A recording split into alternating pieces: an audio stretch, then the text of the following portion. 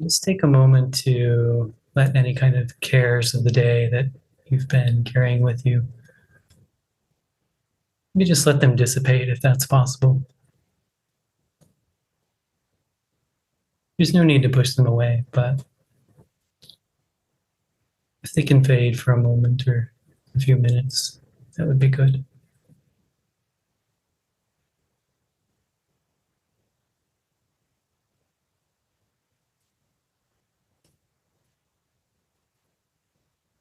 You can think of the mind as a snow globe that's been shaken up by whatever you've been doing today.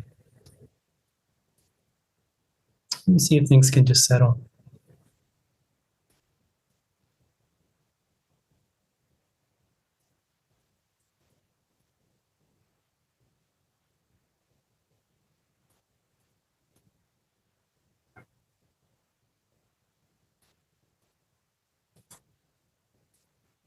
You might take a few deep breaths.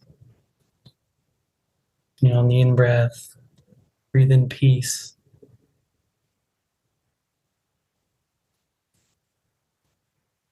On the out-breath, you might breathe that peace into the air around you, letting it hold you as a sort of cocoon.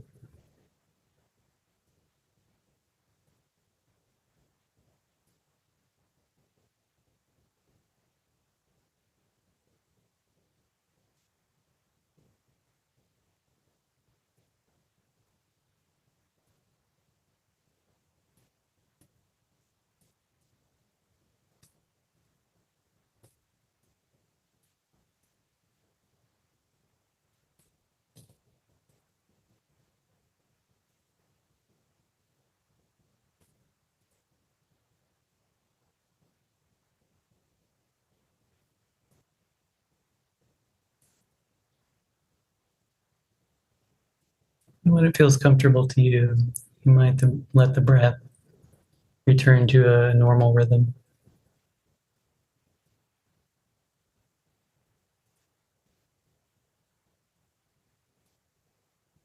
If you're feeling good about breathing in peace and breathing out peace, you can simply continue that practice for the rest of the meditation if you'd like.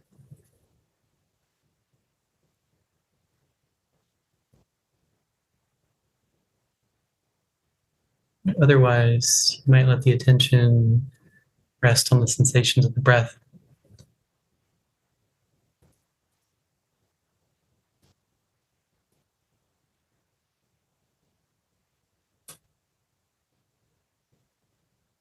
Just let them arise and pass away all on their own.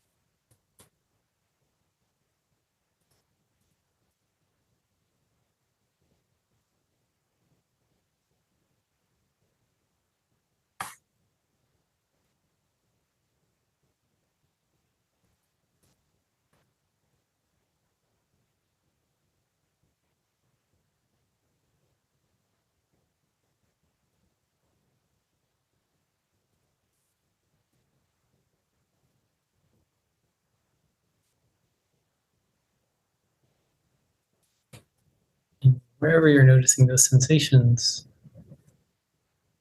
you might begin to notice how intricate they are.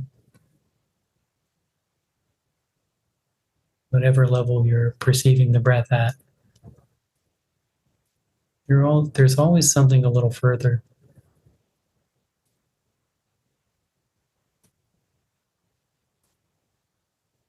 Some further sensation that the mind is not quite paying attention to.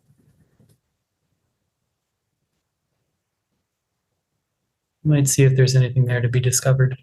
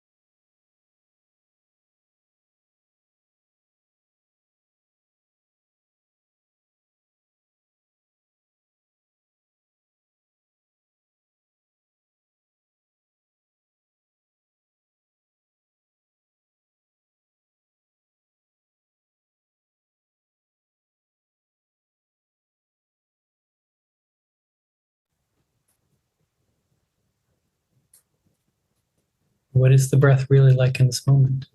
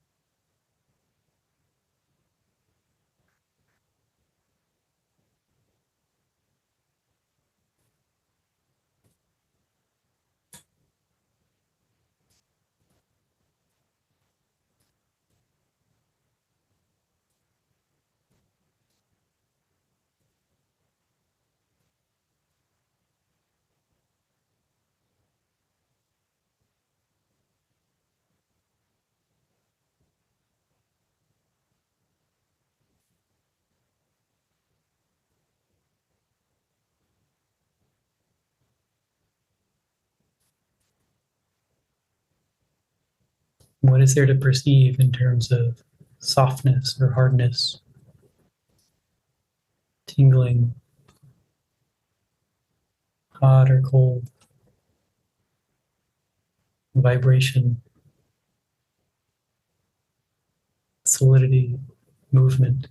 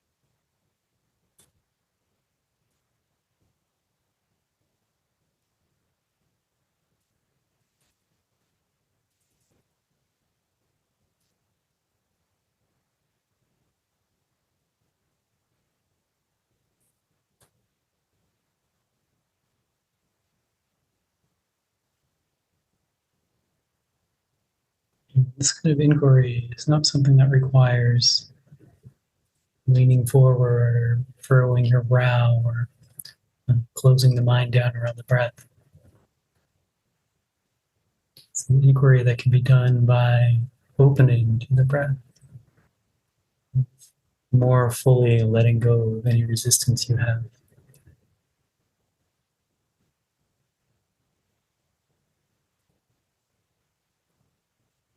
It's an inquiry that results in a more relaxed, spacious mind.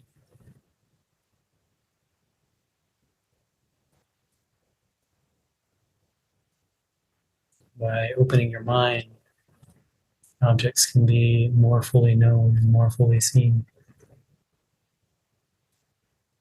simply by welcoming them in experience.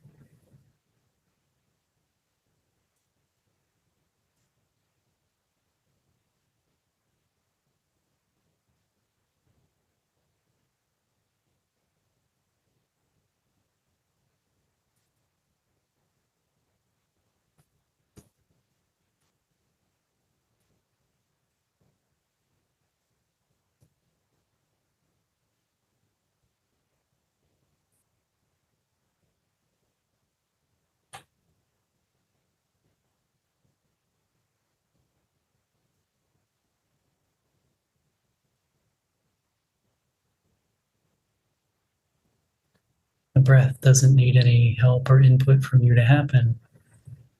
It simply arises and passes away all on its own.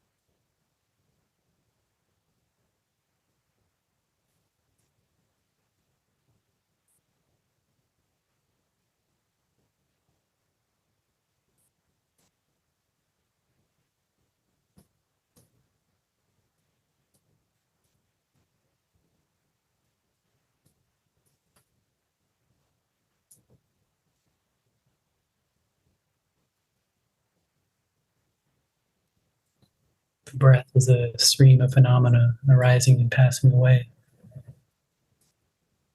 Perhaps you might see if you can rest in that stream.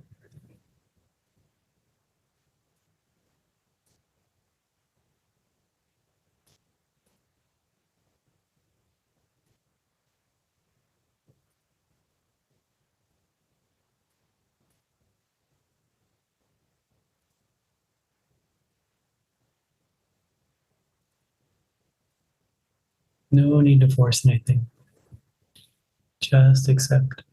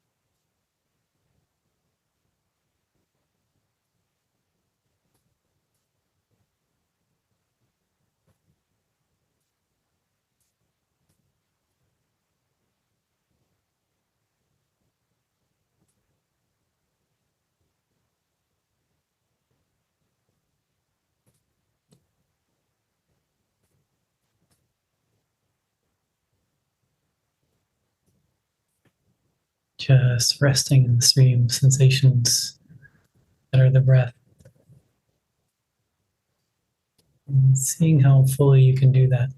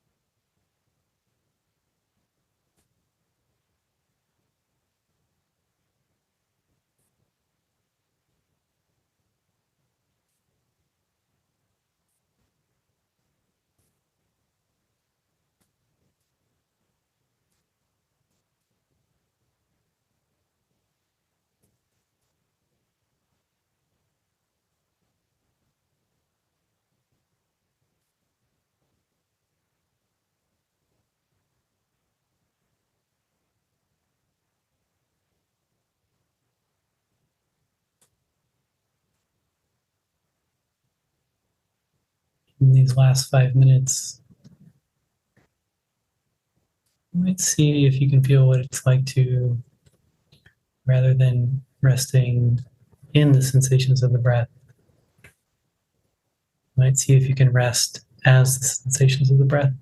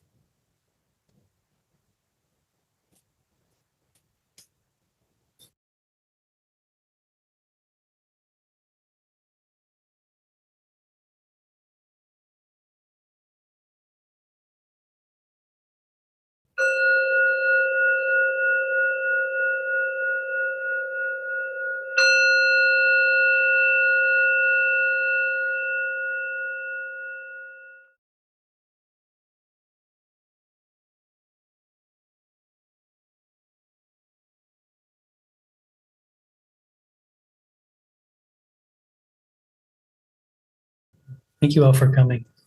It's good to see you all. You're all enjoying the holiday season. Oh, I have a couple of announcements before we get started. Dhammadipa is hosting a virtual New Year's retreat on December 29th through the 31st. And so Dhammadipa is going to be in town pretty soon, and she's going to be, she's like very happy to see people. And so on January 7th, she'll be having a kind of get together here at 10 a.m. There's going to be cider and donuts, and Dhammadipa and kind of whoever wants to come see her.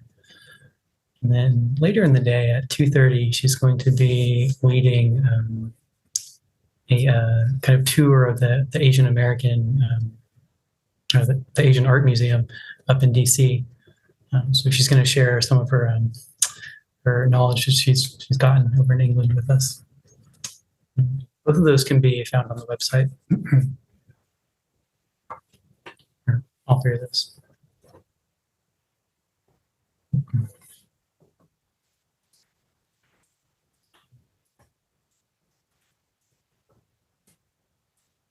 So a couple of weeks ago, I had mentioned Ananda, and like during the Q&A session, Chris brought up one of the teachings I enjoy around Ananda, and I'm going to start off this week's talk with that sutta. So this is in SN 45.2 of the Upada Sutta. And the backstory that the commentaries give for this is that Ananda, who is the Buddha's like faithful attendant and cousin, is having a discussion with another kind of senior monk, and they're talking about like what's helpful to do, or what's part of the holy life. So like how to live that. And this other guy is a very good meditation master, and so he says, meditation is all of the holy life, and Ananda doesn't really agree with that. Ananda is this perhaps like outgoing and gregarious person. And he says, I think spiritual friends are the whole of spiritual life. And this being a sutta, they go to the Buddha to kind of resolve this. And I'll read the sutta, or part of the sutta. It says, "Thus have I heard. On one occasion, the Blessed One was dwelling among the Sakyans, when there was a town of Sakyans named Nagaraka. Then the Venerable Ananda approached the Blessed One. Having approached, he paid homage to the Blessed One, sat down to one side, and said to him, 'Venerable Sir, this is half of the holy life. That is, good friendship, good companionship, and good comradeship.' And the Buddha says, 'Not so, Ananda, not so. This is the entire holy life, Ananda. It's a good friendship, good companionship, and good comradeship. When a bhikkhu has a good friend, a good companion, and a good comrade, it is to be expected that he will develop and cultivate the Noble Eightfold Path.' So spiritual friends are the whole of the spiritual life. And that's what I want to talk about today, or perhaps maybe a little broader than that, into like Sangha in general, the idea of Dhamma folks coming together and living their lives together. Last week I was talking about interdependence, so I think I can get us from there to Sangha.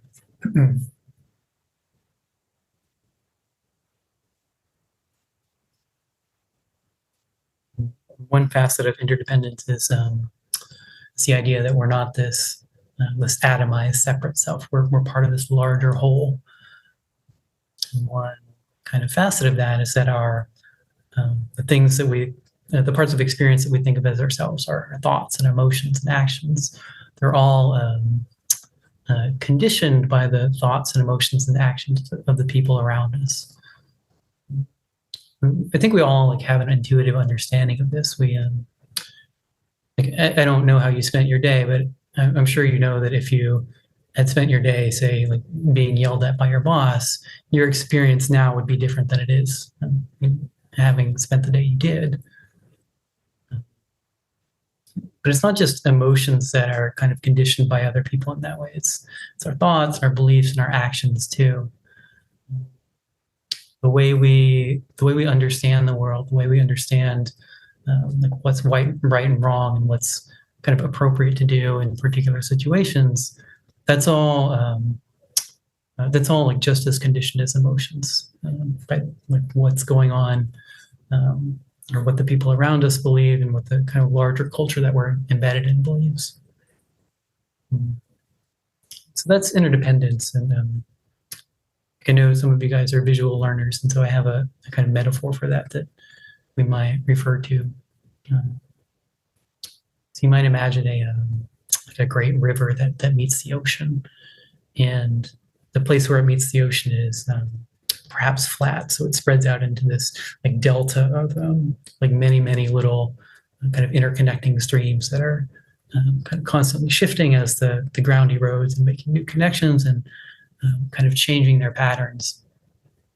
And in this analogy, like you might compare your experience of phenomena arising and passing away to this stream where things kind of like flow into the stream and flow out of it. Just as your thoughts and emotions and beliefs are conditioned by like what's fed into you, the contents of the stream is conditioned by like what's upstream of it. So that's maybe a way to think of interdependence. And so to bring Sangha into this, I think the way most people kind of understand the benefit of Sangha is that it's really nice to be around other people who kind of believe the same way you do and like want the same sorts of things that you do. Living in this world that we do, going back to the metaphor, it sometimes feels like somebody has dumped this like giant barrel of self-centeredness and selfishness into this river of the culture that we live in, and that kind of filters down to us in kind of an inescapable way. And so I think people understand Sangha like partly as a counter to that, partly as like something that works against that, something that's a force of unity rather than a force of separation. And so there's definitely that benefit to Sangha, but to me, Sangha is so much more than that. Sangha is it's direct practice in the same way that sitting on the cushion and practicing is direct practice.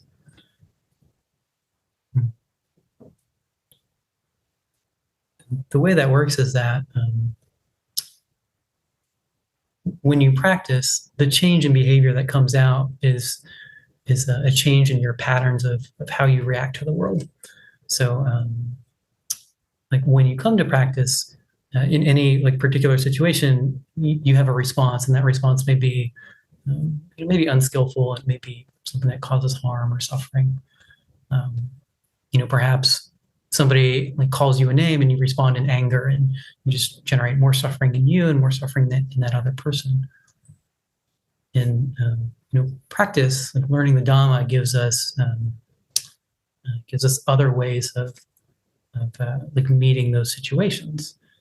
And hopefully, we can try those out, and we can, perhaps like react to somebody calling us a name or saying something unkind with something like equanimity.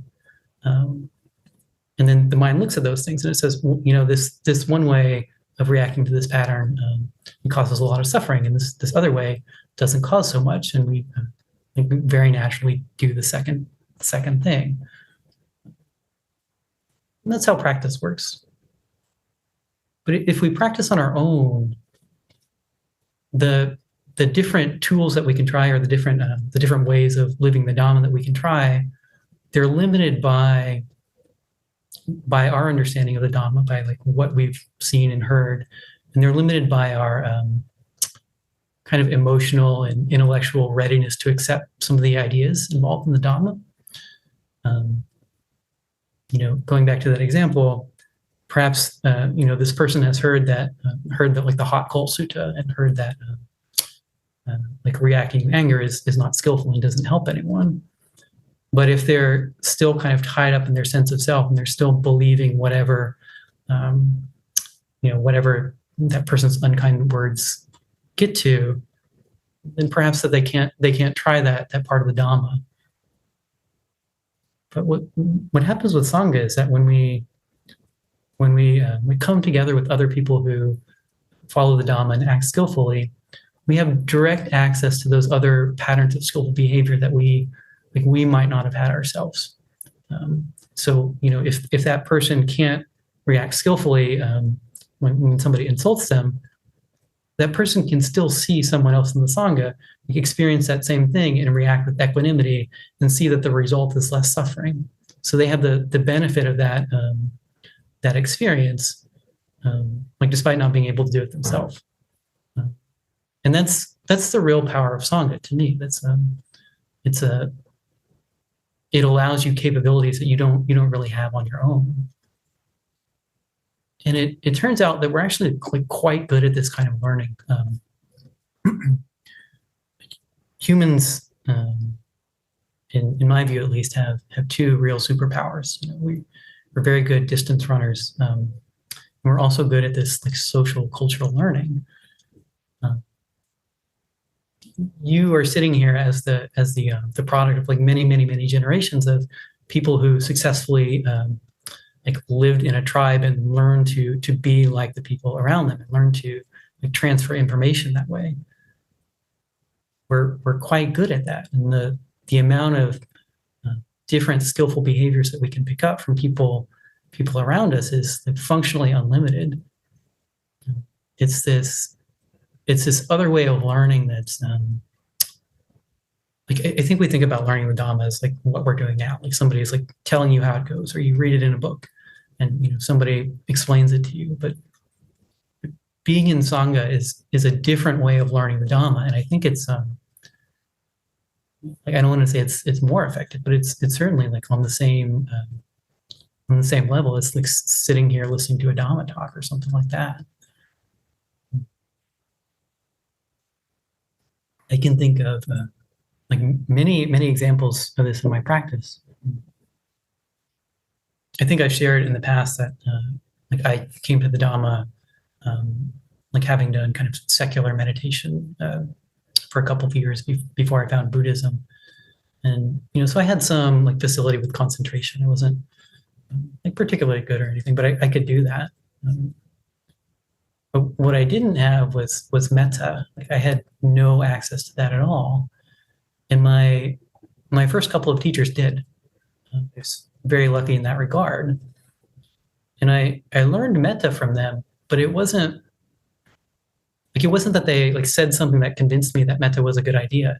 It was just me spending time around them and seeing how they lived their life and seeing how that kind of played out in their experience and seeing that looked like a very good thing. And I very naturally, without any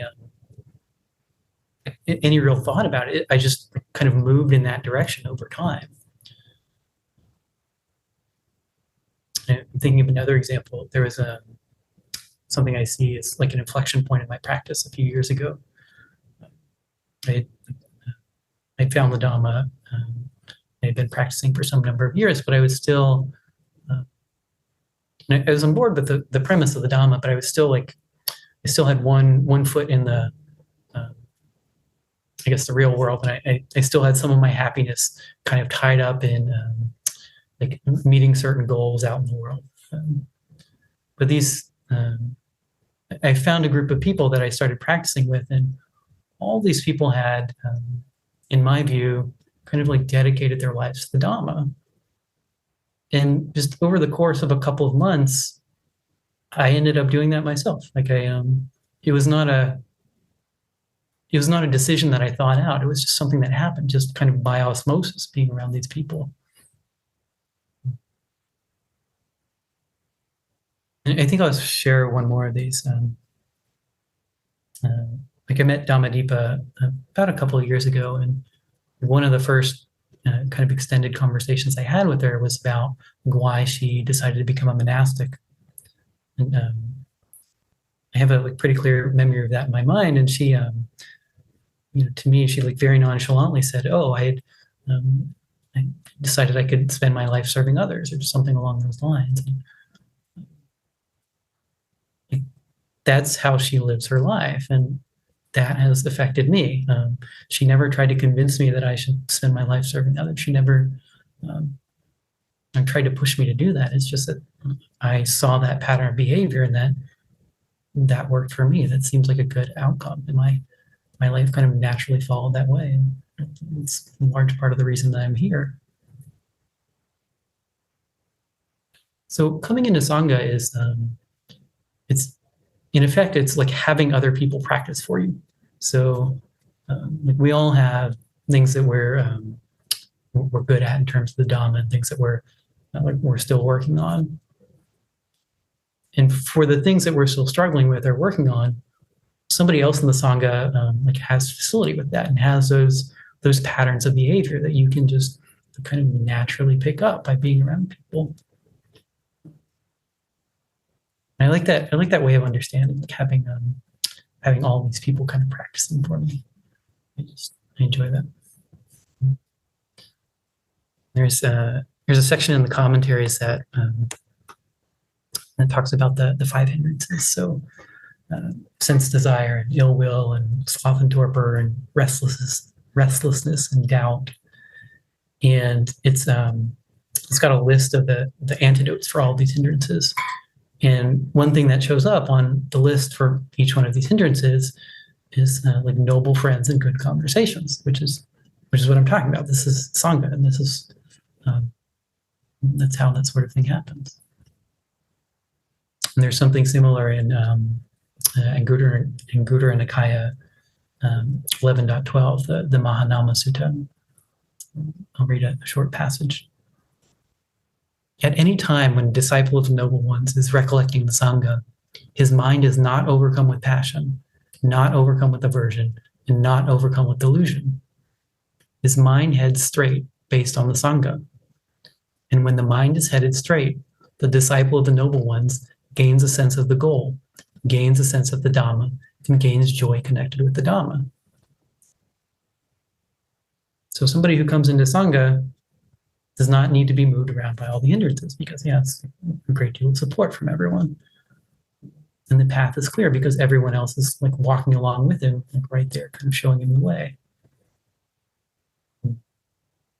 Going back to the example of the different streams, if you want a stream that's like clear and pure and free of debris, it's good to like for your upstream neighbors to be like also streams that are clear and pure of debris, and free of debris. And that's kind of like what it is coming into Sangha. Can be, at least. There's this kind of like exponential feedback when you and I practice together, you support me and my practice gets better because of that. And I'm supporting you in a better way now because you've helped me. And because I can help you in a better way, you can therefore help me in a better way.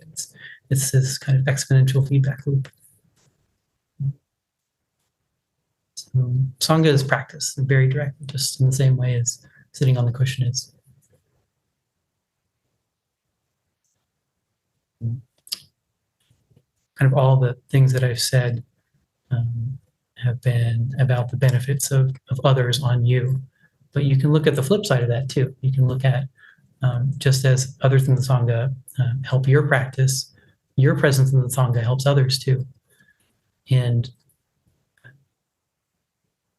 changing that viewpoint is quite helpful.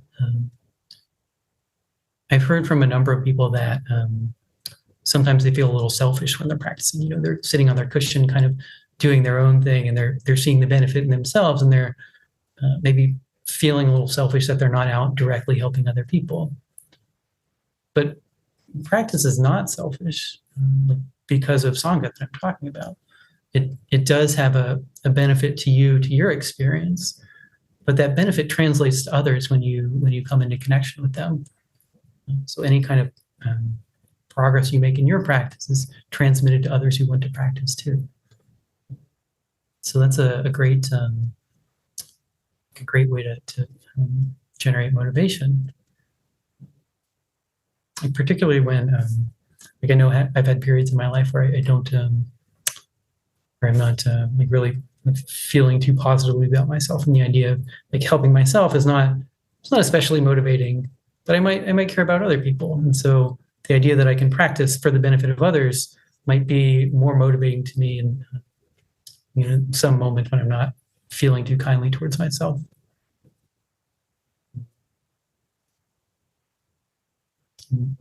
Even for people who have just started out, everybody here has been practicing for a little while, but even for folks who have just started out,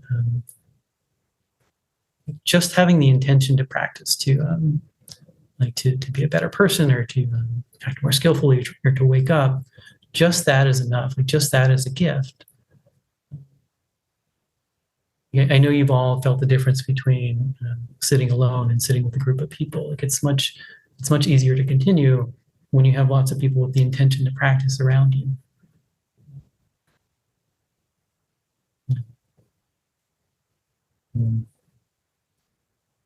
So I guess in my view, I'm sure you've heard the saying that there's no such thing as a free lunch, but Sangha is a free lunch in my view. It's this, I don't really see any downside to it. It's this like lovely coming together of like-minded people kind of supporting you in your practice. And it's generally like very enjoyable too, at least for me.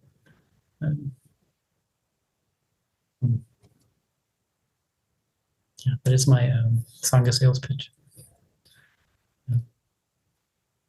I guess I will share one more thing that I couldn't really figure out how to fit into my talk, but it's related to Sangha. So, I spoke about how your thoughts and emotions and mental states are conditioned by the folks around you.